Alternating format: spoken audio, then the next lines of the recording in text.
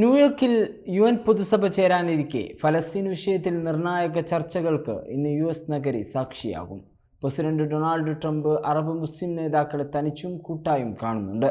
ഗസയിലെ സമാധാനത്തിനും അതിനുശേഷമുള്ള ഭരണവും സംബന്ധിച്ച് അറബ് മുസ്ലിം നേതാക്കളുടെ സംഘത്തിന് മുന്നിൽ US പ്രസിഡന്റ് ഡൊണാൾഡ് ട്രംപ് ഒരു പദ്ധതി അവതരിപ്പിക്കുമെന്ന് ആക്സിയോസ് റിപ്പോർട്ട് ചെയ്തു.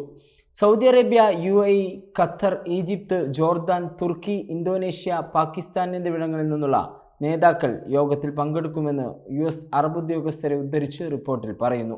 UN പൊതുസഭയിൽ പങ്കെടുക്കാൻ 180-ലേറെ രാഷ്ട്രങ്ങളുടെ തലവന്മാർ ന്യൂയോർക്കിലെത്തുന്നുണ്ട്. ഈ അവസരത്തിലാണ് ട്രംപ് ഗസയുടെ ഭാവിക്കായി ചർച്ച നടത്തുക. ഖത്തർ അമീറും പ്രധാനമന്ത്രിയും ഉൾപ്പെടെയുള്ള ഉന്നത ഗൾഫ് രാഷ്ട്ര നേതാക്കൾ ഇതിനകം തന്നെ US-ലെത്തിയിട്ടുണ്ട്. ഖത്തറിനെതിരായ ഇസ്രായേൽ ആക്രമണവും കൂടിക്കാഴ്ചകളിൽ ചർച്ചയാകും.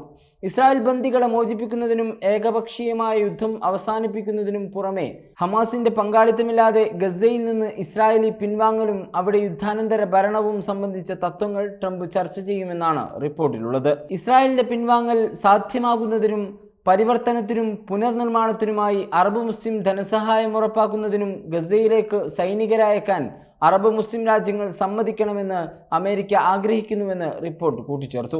ഹമാസിനെ ഒഴിവാക്കി ഗസയെ എങ്ങനെ മുന്നോട്ട് നയിക്കാമെന്നതാണ് പ്രധാന ചർച്ച. ഹമാസിനെ ഒഴിവാക്കണമെന്നാണ് ട്രംപിന്റെ ആവശ്യം. ഗസയുടെ തുടർഭരണത്തിൽ നിന്ന് വിട്ടുനിൽക്കാൻ തയ്യാറാണെന്ന് ഹമാസ് നേരത്തെ അറിയിച്ചിരുന്നു. ജൂലൈയിൽ ചേർന്ന അറബ് ലീഗിലും ഹമാസിനെ മാറ്റി നിർത്തണമെന്ന അഭിപ്രായ ഐക്യം രൂപം കൊണ്ടു. ഗസയുടെ ഭരണം ഫലസ്തീൻ അതോറിറ്റിയെ ഏൽപ്പിക്കാനാണ് ഇപ്പോഴത്തെ ധാരണ. ഗസയിൽ സമാധാനമുണ്ടാക്കാൻ കഴിഞ്ഞാൽ ട്രംപിന് അത് വ്യക്തിപരമായ നേട്ടമായി ഉയർത്താനാകും. ഇത് മുന്നിൽ കണ്ടാണ് ട്രംപ് ചർച്ചയ്ക്ക് മുന്നിട്ടിറങ്ങിയത്.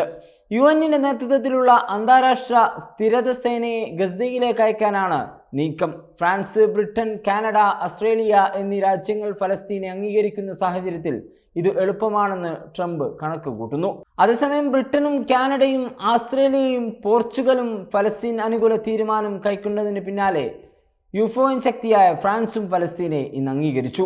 UN പൊതുസഭ ചേരാനിരിക്കെയാണ് നടപടി. ന്യൂയോർക്കിൽ സുരക്ഷാ ചർച്ചകൾ നടക്കുകയാണ്. പൊതുസഭയിലാണ് പുതിയ 9 രാജ്യങ്ങൾ ഫലസ്തീനെ രാഷ്ട്രമായി പ്രഖ്യാപിക്കുക. ഫ്രഞ്ച് പ്രസിഡന്റ് ഇമാനുവൽ മാക്രോണിന്റെ ഉപദേശകനാണ് ചെറു നയതന്ത്ര സുനാമിയിലൂടെ ഫ്രാൻസ് ഫലസ്തീനെ അംഗീകരിക്കുമെന്ന് അറിയിച്ചത്. അതിനിടെ ഫ്രാൻസിലുടനീളം ടൗൺ ഹാളുകളിൽ മേയർമാർ ഫലസ്തീൻ പതാക ഉയർത്തുകയും ചെയ്തു. Waytonikah.com, the exclusive Muslim matrimonial site.